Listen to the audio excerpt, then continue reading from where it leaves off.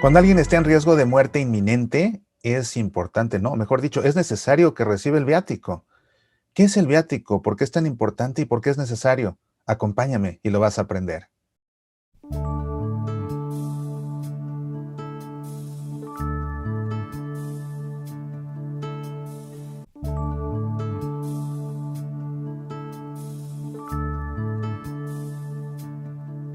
Te saludo con mucha alegría en este programa nuevo de nuestra serie especial con la que estamos celebrando el año de la Eucaristía aquí en la Arquidiócesis de Seattle, según ha dispuesto nuestro arzobispo, Monseñor Paul Echin.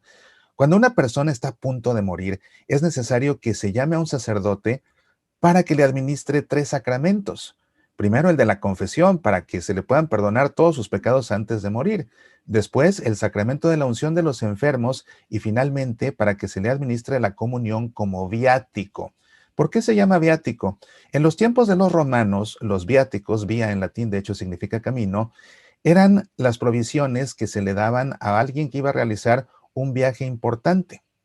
A la fecha, incluso quien realiza un viaje de trabajo, la empresa que lo envía le paga sus viáticos, es decir, sus gastos de viaje, su comida, su transportación, su hospedaje. Cuando está por emprenderse el viaje definitivo al cielo, vaya que resulta necesario ir acompañado del viático por excelencia, que no es otro sino Cristo mismo presente en la Eucaristía. La práctica de dar el viático a los moribundos es antiquísima en la historia de la Iglesia.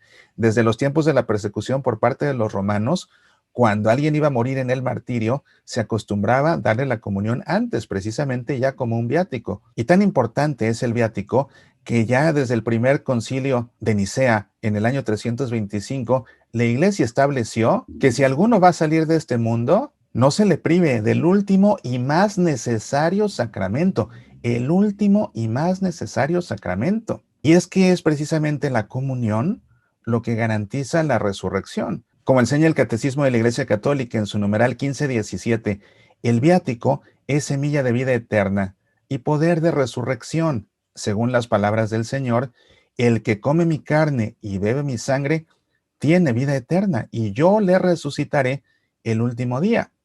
Así pues, para poder resucitar, el moribundo necesita de esta comunión final. Por cierto, que he querido compartir contigo esta pintura que tiene por título precisamente Viaticum, que pintó en 1919 Santos Rebelo. Me encanta esta representación del viático porque si te fijas bien, podrás distinguir con qué dignidad se transportaba la Eucaristía para llevársela a los enfermos, el viático para llevárselo a los moribundos. Sirve esta imagen como recordatorio para todo sacerdote y para todo ministro extraordinario de la comunión, de la dignidad de esa hostia que transportan cuando visitan a un enfermo.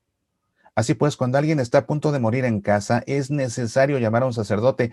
Hay quien se detiene porque piensa que si se llama el sacerdote, el moribundo se va a dar cuenta de que se va a morir y se va a asustar. Eso es un error tremendo. Hay que llamar al sacerdote precisamente para que en nombre de Dios le perdone sus pecados justo antes de morir, lo unja y le dé este viático tan importante.